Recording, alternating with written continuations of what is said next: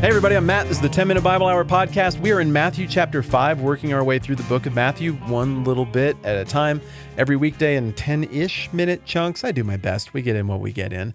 And so we are in Matthew chapter 5. It's called the Sermon on the Mount, and Jesus is giving his first public speech, at least it's recorded.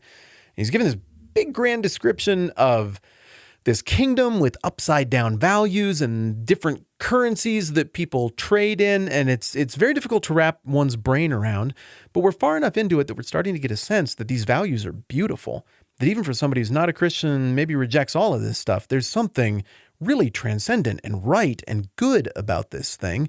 And so wherever somebody's coming from, I think it's really worth hearing Jesus out on what's going on. Now, where that gets a little bit tricky is that some of you are going to come at this text from a lot of Christian and religious assumptions, theistic assumptions, and you're going to be like, wow, I'm tracking with him on this and this and this.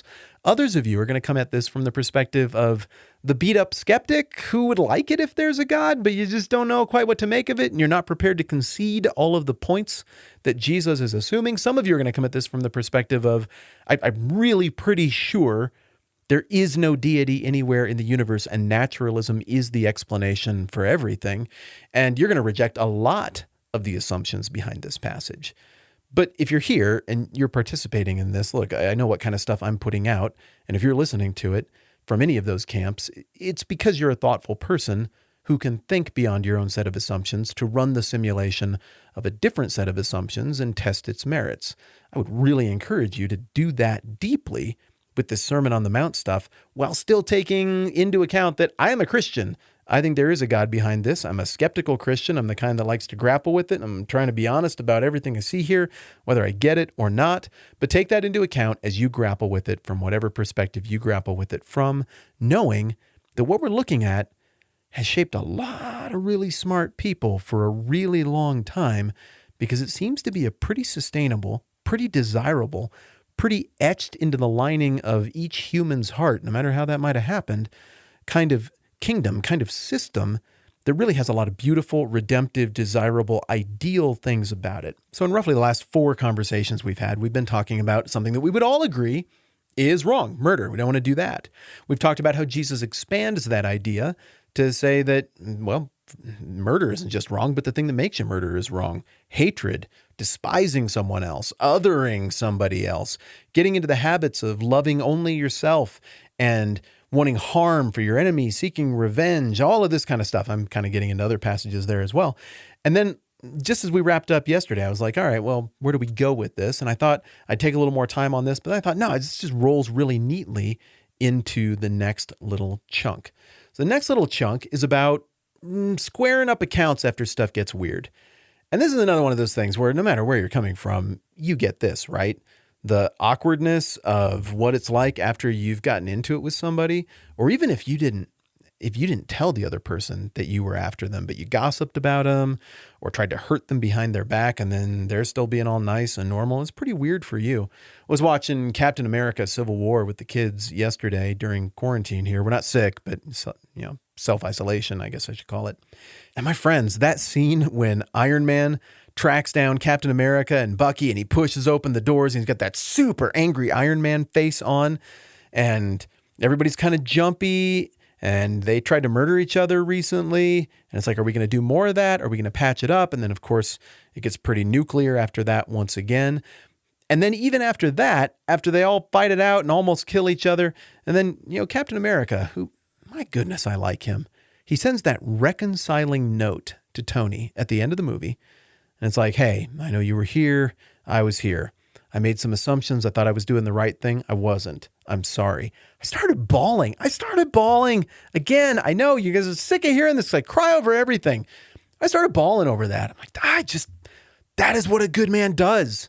You own it. You apologize for the thing, and you even show care about the other person. He said in that letter, I know I hurt you, Tony. It's like, that's, for a man that muscular to be that confident and able to say those kind of things, that is very, very impressive on the part of Captain Steve Rogers. I looked at my wife, and she could see that I was a little misted up, and she was as well. We've seen this movie 100 times. And I was like, he's just a good man. That's how I want to be. I want to do stuff like that. There is something palpable about not reconciliation, and there's something that is balm for the soul about reconciliation. And so Jesus' thoughts on the fulfillment of the law against murder being to love, not just not murder, not just not hate, but to love, those thoughts start to take more shape as we get into the next chunk about reconciliation, and it goes like this. Matthew 5:23. Therefore, if you're offering your gift at the altar, and there remember that your brother has something against you, leave your gift there in front of the altar, first go and be reconciled to your brother, then come and offer the gift. Settle matters quickly with your adversary who's taking you to court. Do it while you're still with him on the way, or he may hand you over to the judge, and the judge might hand you over to the officer, and you may be thrown into prison. I tell you the truth, you won't get out until you've paid the last penny. There's a lot of important stuff unfolding right there. Jesus is saying, we got two levels of importance here, and most of you on this hill listening to me talk, you're thinking of the law. You're thinking that the way the law works is that the most important thing is to honor the ceremonial stuff. You're supposed to wear the right outfit. You're supposed to make the right hand gestures. You're supposed to do things in the right order. And that sacred, holy stuff, that is priority. And I know a lot of expressions of Christianity and a lot of expressions of individual Christians, and maybe at moments of me, I don't know, I think I have other problems than this one, where that thing about actually loving God and doing what's right, the place that should occupy, it's like the old Indiana Jones swap for the idol, and what goes on the pedestal instead is just perfunctory religious ritualism, doing the right paces and gestures, knowing the right phrases, standing, kneeling, all of that stuff at the right time. And look, if you do a more high church version of church than me and you feel like right now I'm picking at you, I'm not. I know that what you do is transcendent, and I'm in no position to judge what's going on in your brain or your heart or anything like that. What I'm saying is we can all agree there is a perfunctory version of Christianity that you can pick if you want, where you don't actually have to change or do any of the values of the kingdom. You just sort of outsource that stuff and make sure you know all of the gestures and things that look religious and like it follows the religious rule book outside ceremonially. And I think what we're seeing here from Jesus is something that drives much closer to the level of the heart. And he's like, I don't know. I'm not sure how much I want all your fancy religious stuff if the heart isn't right. Amos 5:21 through 23. Yeah, that's right. Amos. This is God talking.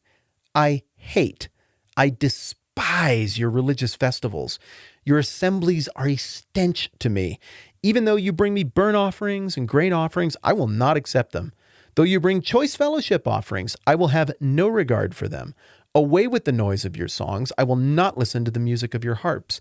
Why is God so mean?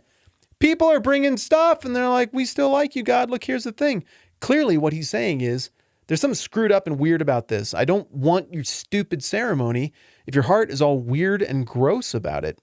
Isaiah 113 echoes the same sentiments. Stop bringing meaningless offerings. Your incense is detestable to me. New moons, Sabbaths, and convocations. I can't bear your worthless assemblies. So you read that stuff and you're like, well, we did all the ceremonial things. What do you actually want then? And I think the answer is in this very well-known Psalm 51, verses 16 and 17. You do not delight in sacrifice, or I would bring it. You don't take pleasure in burnt offerings. The sacrifices of God are a broken spirit, a broken and contrite heart. O God, you will not despise. I think the point of all of that harsh language, that harsh rejection from God of these ceremonies and what people were bringing, is that never was the point. I didn't want you to do bad stuff in the first place to have to sacrifice things. It's a concession. Acknowledging your weakness, says God, paraphrases mine. What I want is mercy, not sacrifice. What I want is you getting it right, not you coming and being very sorry afterwards for a minute and demonstrating that sorrow by going through proper religious customs and paces. Obviously, God cared about those paces and stuff, or he wouldn't have laid them all out. But I think what he's illustrating with all of those paces from the book of Leviticus is just how different the holiness level, the perfection level of God is versus the imperfection level of people. And you put on all this stuff, you do all this cleansing, you do all these things that symbolize even beginning to make yourself approachable toward me. That's what all of that stuff is about. It's to demonstrate the distance. Now, if you mistake that for demonstrating just a healthy regard, I think that's pretty incomplete. So when Jesus says, therefore, if you're offering your gift at the altar and there remember that your brother has something against you, not even that you have something against your brother, leave your gift there in front of the altar. First go and be reconciled to your brother, then come and offer your gift. Are you kidding me? What Jesus is describing, as an opposite of don't murder and don't hate is be so dedicated to being reconciled and straight and right with the people in your life that you would set aside all religious decorum and all fancy ceremony that you're supposed to do that demonstrates just how very, very reverent you are. Who cares about that stuff? Embarrass yourself if you need to. Buy another sacrifice if you need to, whatever, because you're making a mockery of the whole thing by giving this offering to God while leaving this other thing outstanding that's completely broken that is fully within your power to fix. If you're so interested in being reconciled to God, go and handle the reconciling that is yours to handle and that is within your control first. And again, it blows my mind that he's talking about your enemy. If your brother has something against you, he's not saying somebody you wronged and your guilt catches up with you right as you start doing church or whatever this thing would have been, an offering.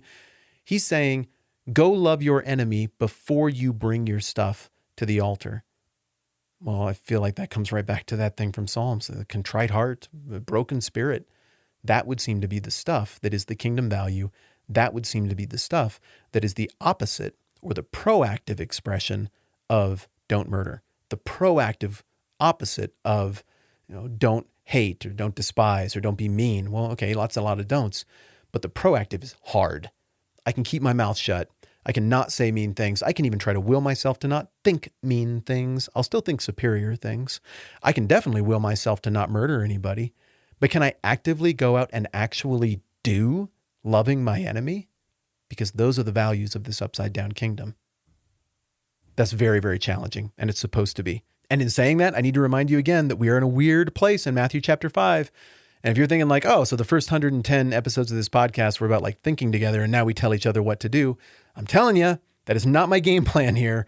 This is just where the text is pointing us, and there's no way to avoid the fact that Matthew chapter 5 gets into your business. And it's okay to let that be in your business, and it's okay to do with it what you need to. I'm not in charge of that.